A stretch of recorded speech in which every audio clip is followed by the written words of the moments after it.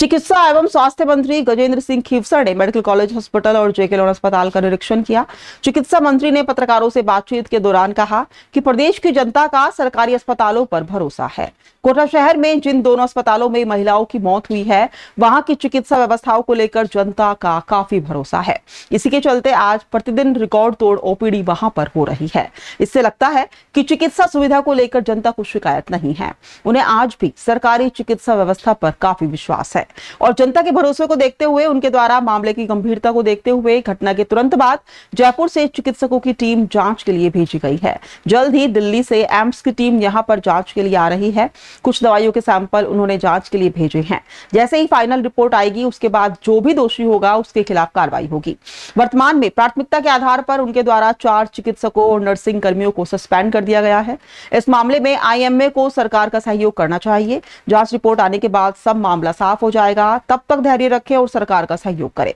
इस दौरान चिकित्सा मंत्री ने जिला कलेक्टर, संभागीय आयुक्त और चिकित्सा अधिकारियों की बैठक ली।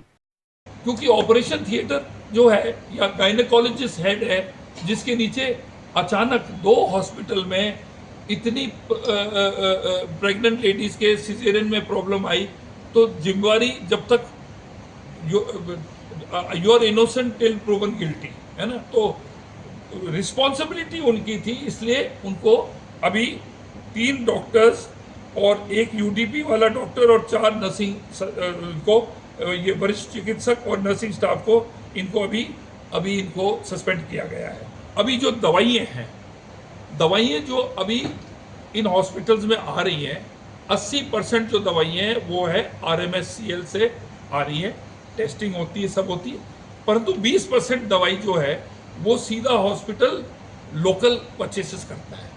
इन दवाइयों की जो है हम टेस्टिंग कर रहे हैं और मैं आपको प्रेस को ये हैंड ओवर करना चाहूँगा कि RMSCL जो दवाइयाँ लेके आ रहा है और जो लोकल दवाइयाँ हैं, कंपनीज के नाम, दवाई के नाम, ये जो है मैं ओपनली आपको बताना चाहता हूँ कि कल आप ये नहीं समझे कि कोई किसी को फेवर किया जाए, किसी को बचाने की कोशिश कर रहे हैं। ये आपको देता हूँ, आप आपस में शेयर कर लेना। जो 20% लोकल दवाइयाँ हैं और जो 80% RMSCL की दवाई है, और ये दवाइयाँ सब टेस्ट हो रही है। टेस्ट होने के बाद हमें थोड़ा आइडिया होगा कि जो कोहरा जो है ये उठना शुरू हो जाएगा। अगर इतने लोग अपनी आस्था रख के इतने भारी तादाद में डिलीवरी सिजेरियन कराने के लिए ये 2 हॉस्पिटल्स में आते हैं, जिन हॉस्पिटल्स का इतना रिकॉर्ड ओपीडी है, तो जब जनता ही इतनी आ रही है किसी हॉस्पिटल में, खराब हॉस्पिटल में कौन जाता है, जहाँ पर चोरी चकारी होती कौन जाता है वहाँ पर।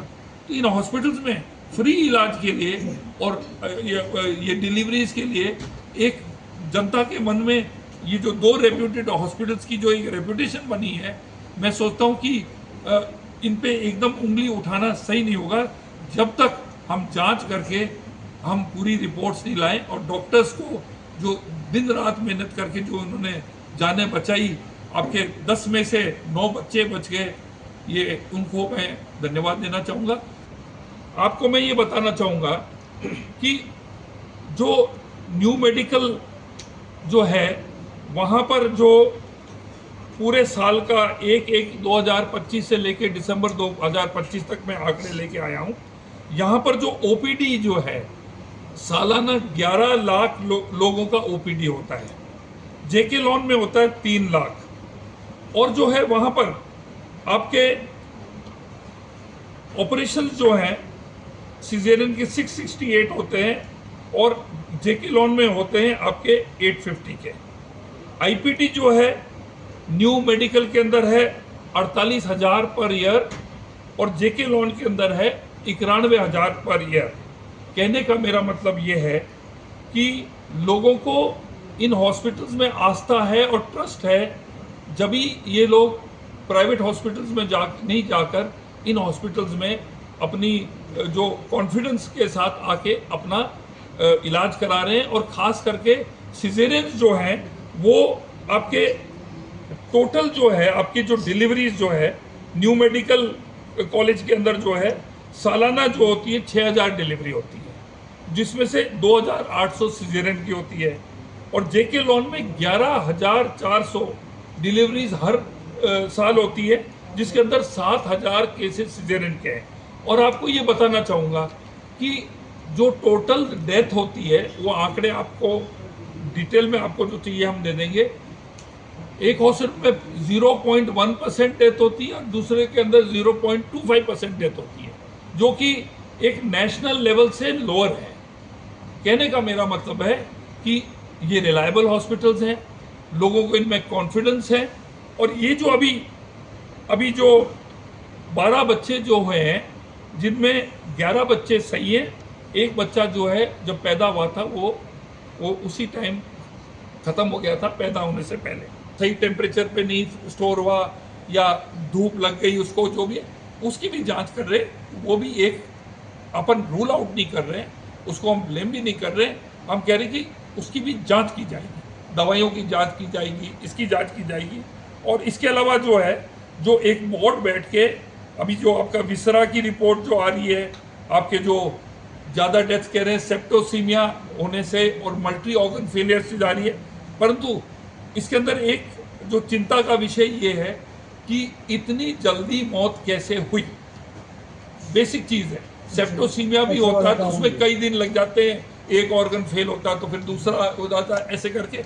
ये एक जो विषय है, एक शहर के अंदर 2 हॉस्पिटल और वो सब आपके सिजेरियन ऑपरेशन के अंदर, ये हम खुद चिंतित हैं। और इसके हम बिल्कुल बॉटम तक जब तक हम खोज नहीं कर लेंगे कि इसका क्या कारण है, हम भी चुप नहीं बैठेंगे, क्योंकि जनता पे हम पे भरोसा है, हमारी सरकार, हमारे मुख्यमंत्री पे भरोसा है, तो इसका नहीं करेंगे। और इसके अलावा भी मैं आपको ये बताना चाहूँगा कि माननीय ओम जी बिरला ने जैसे ये हुआ वो तुरंत आ गए आपके बीच में, और उन्होंने एम्स की जो टीम, जो 5 लोगों की टीम्स है, वो कल या परसों आएगी।